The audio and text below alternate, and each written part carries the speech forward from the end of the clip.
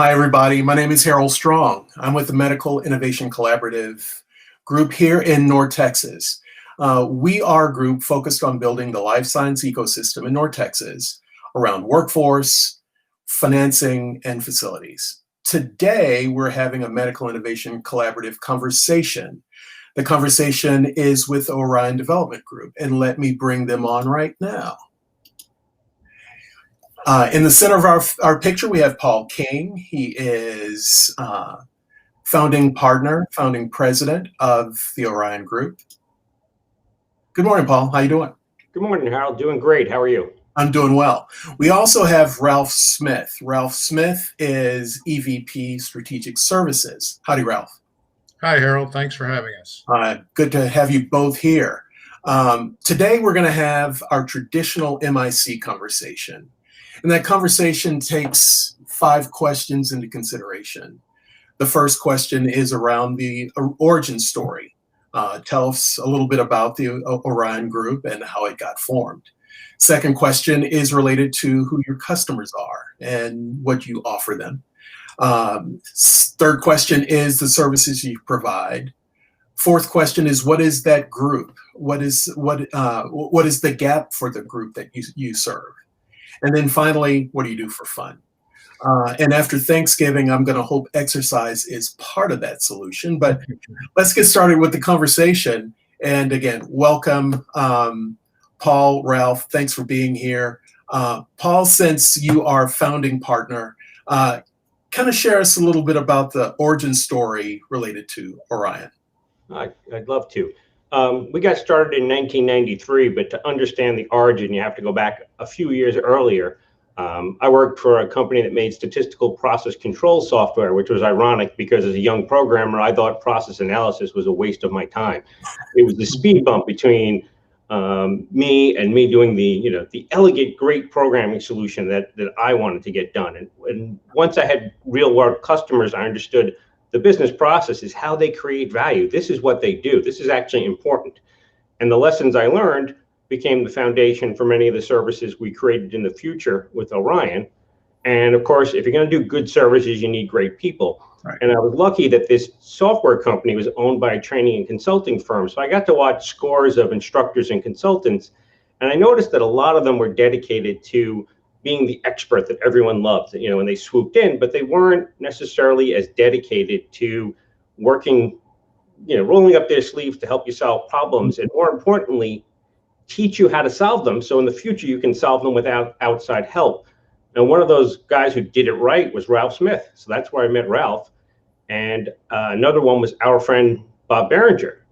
So when Orion got started, I knew I needed these guys on the team. Cool. And for 27 years, we've been working together to deliver value for our customers. 27 years is a long time, especially in today's market. So congratulations on the longevity. That's tremendous. Ralph, how do you see that relationship developing? What was your perspective of this? Well, it's been great. Consulting companies sometimes get a bad rap. It's not always, oh my goodness, what a great thing to have consultants come in. And the organization where Paul and Bob and I first met, let's just say they weren't ones to break that stereotype. It was so hard to care about your client when you had all this internal stuff going on back at home base. So, when the three of us left to form Orion, it was great working with people that you could trust and you knew that they would be there to have your back if needed and deliver results for the customer when we needed them to. There's been a lot of conversations that have reverted back to the trust word. Because if you don't have trust, you don't have a whole lot, right? So it absolutely is critical to any partnership relationship. And especially in the world that we're living in, as we try to build an ecosystem, you need to make certain that the people that you're partnering with, collaborating with, are trustworthy as well. But we can get to that a little bit later.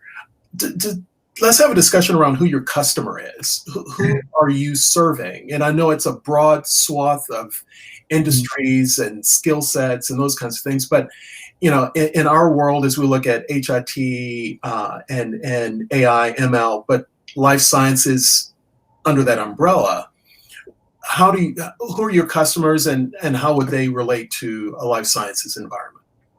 Well, we have our customer group is pretty diverse, both in size of the organization and what they do.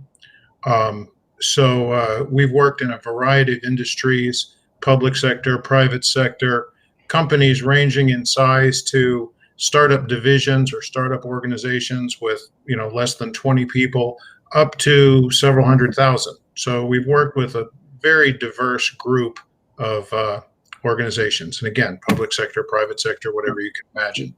Now, in terms of what we do for them, I broke that down into basically three categories. We have training customers. They will hire us to come in, do the skill transfer so they can take the next step and do whatever it is the project, whether it's strategy or process or project management or data analysis, any of our fields of expertise. We teach them how to do it. They do it.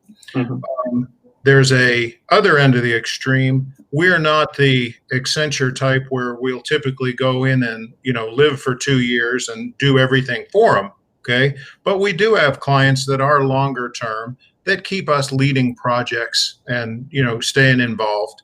And I'll talk about a couple of our healthcare examples of that in a second. And then we have a middle group where they say, we have a problem and we need you to solve it. We have a process that isn't working, or we have data that isn't being analyzed, or we're so busy with what we're doing every day that we think about putting out fires, but we can't think about what's happening to 5-10 years down the road. So We'll come in from a strategy perspective. So in that middle group, we're the ones that are there to help solve the problems, and then we move on. In terms of who they are, we've worked very extensively with children's hospitals in Philadelphia, Dallas, and Houston. So 2 of those are among the top 4 children's hospitals in the country. And it's very interesting to see how the different ones are set up to, when you talk about introducing new products and services, how they're set up to make that work. Very different from place to place to place. All good companies, right?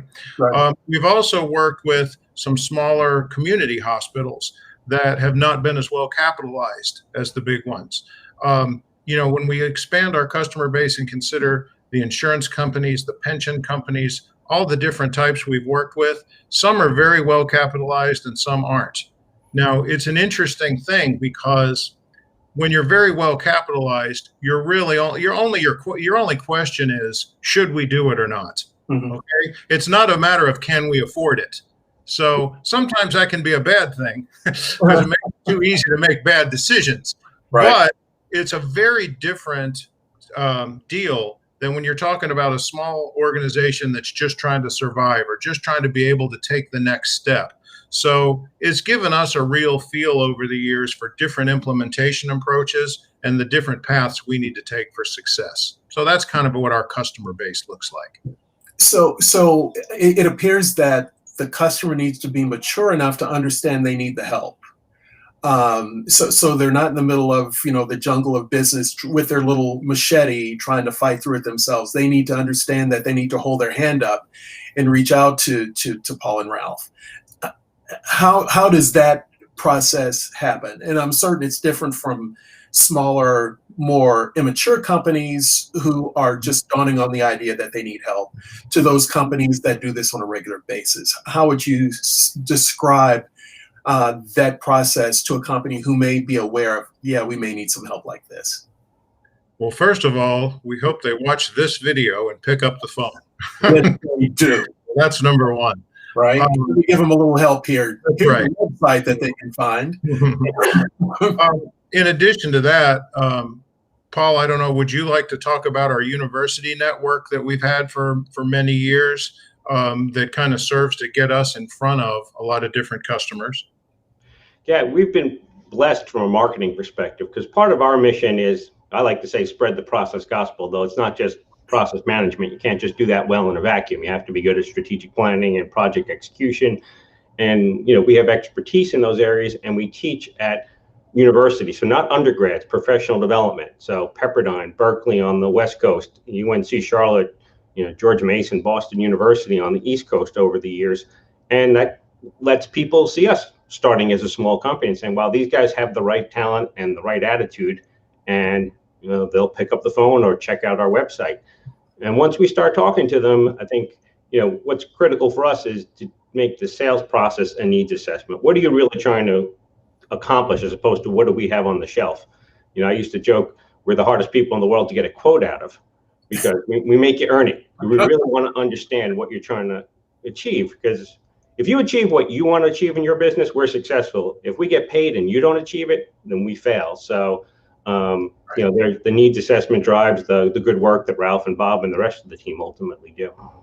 So it kind of sounds like, as we go to the next question of what is the gap, this is exactly what that gap is. You are the professional in the room that goes through that needs assessment to understand what it is the customer is asking, to make sure the customer knows what they're asking, so that you can go forth and try to solve, or at least find answers that will fill that gap. Is that relatively reasonable? It is. I think so. I'd like to add something to that as well. We'd like to work with management teams that know what they're doing. Mm-hmm. The worst feeling in the world, from my perspective, is walking out of a place thinking they're doomed. There's just no way. It's over. Right. Now, we've had the opportunity to meet some extraordinary managers over the years. The large children's hospitals I quoted all had the same COO. We met him in the early 90s and really knows his stuff. And when we have somebody, we have another connection in the pension industry as well, that we've stayed with for many years, because they trust us to figure out where the biggest potential gaps are and what needs to happen. How do we do an assessment and find out where the biggest pain points are and take action on that? So once we're comfortable with the industry, that's something we've been able to offer our clients over the years, because we can go in and take a fresh look. A lot of times, the saying, you can't see the forest for the trees, right, is there for a reason. So we've been very fortunate to tie into a couple of organizations that have great leaders that open those opportunities for us as well. And the key thing there, again, trust relationships. You've been around long enough.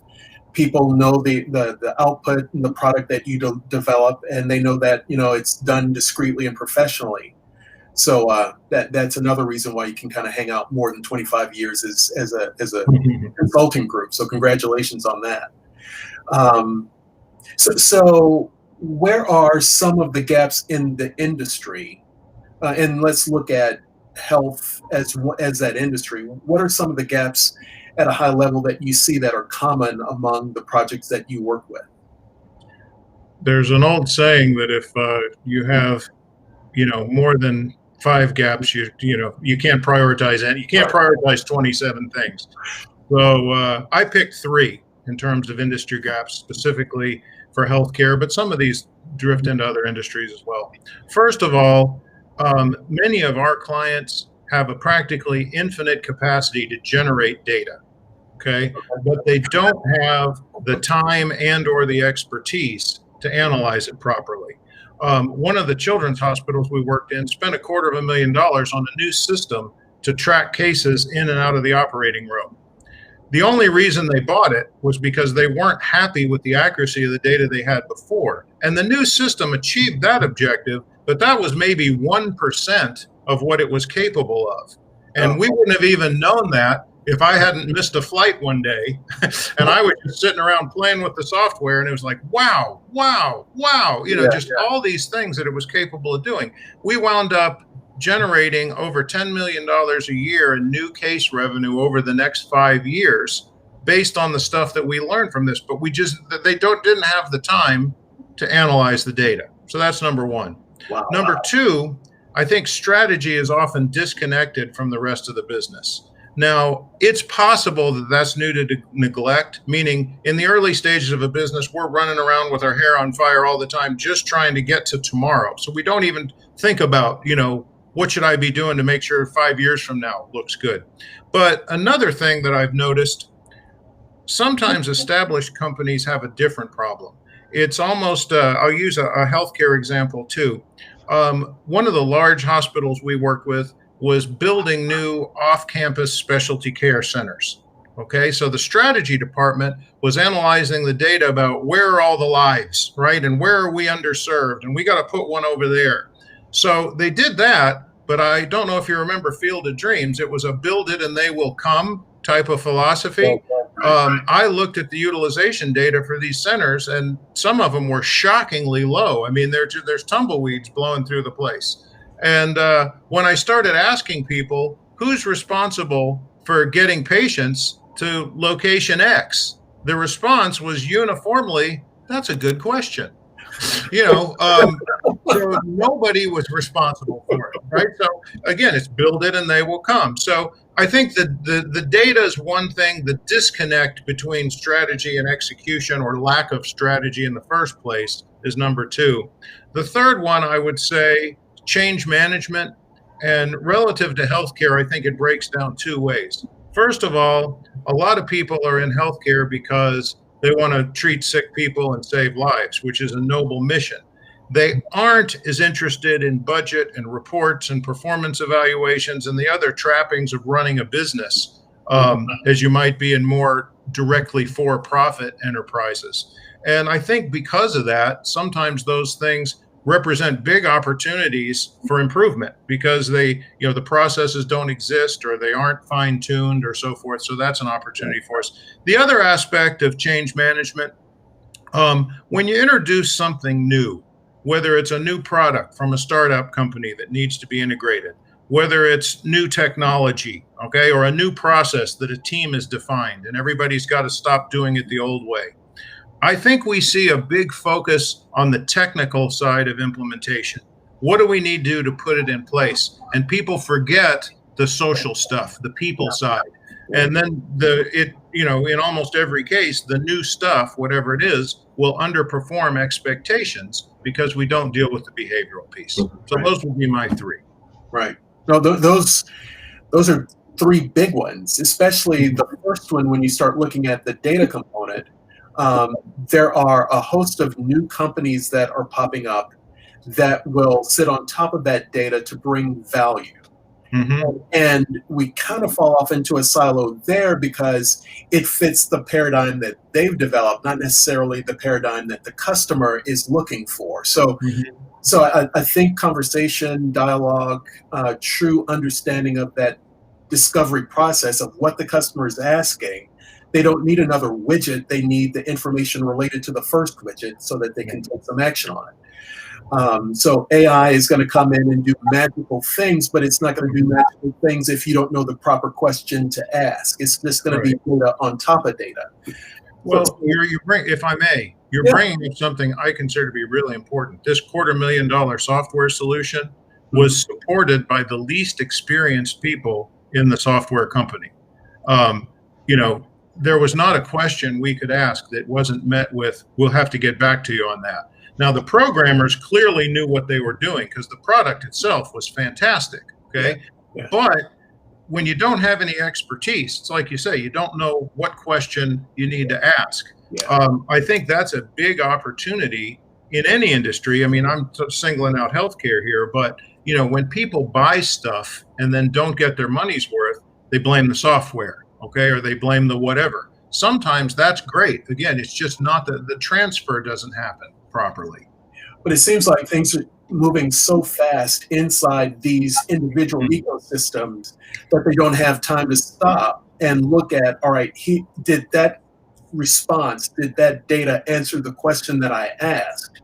Or do I need to reframe the question because things are moving so fast, so the pace is so intense?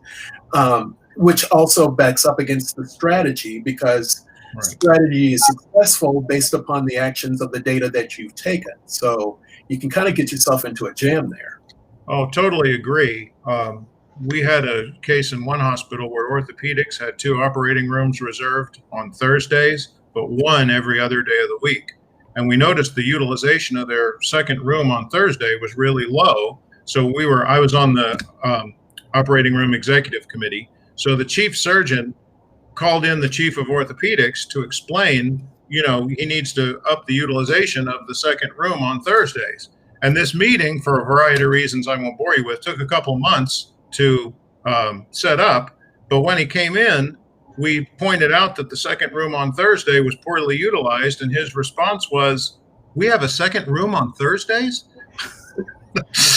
So when you have stuff like that going on, all the fancy stuff, it's a couple steps down the path.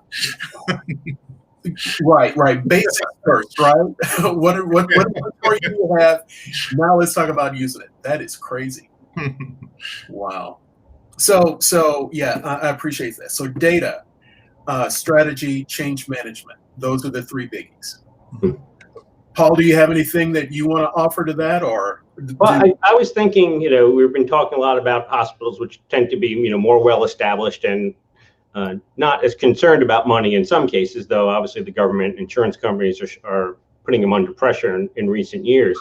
But if you're a smaller, younger growing organization, you might have some of the same stress points, but I'd say there's one more, having the ability to protect your profit margin, your percentage of profit as you scale up.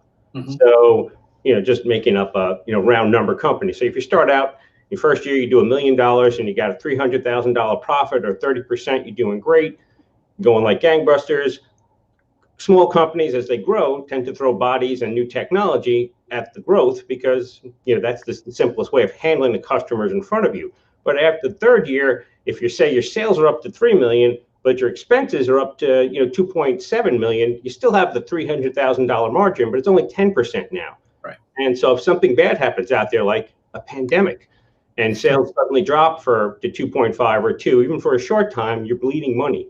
So, the need there is, as you grow, to be able to scale your processes in a way you capture the efficiency of volume. So you're not just, doing the same things at a larger measure, but, if you go from 5 customer service reps to 10 instead of 20 because you're leveraging the knowledge and you're adapting your processes, then you're going to be able to keep growing. When you get jammed up on the money side, then all of a sudden, not only is survival an issue, but you have these growth plans. You're going places, but you can't once the spigot runs dry, and then you're not showing your investors that you're being profitable enough for them. So that's another need for the growing companies.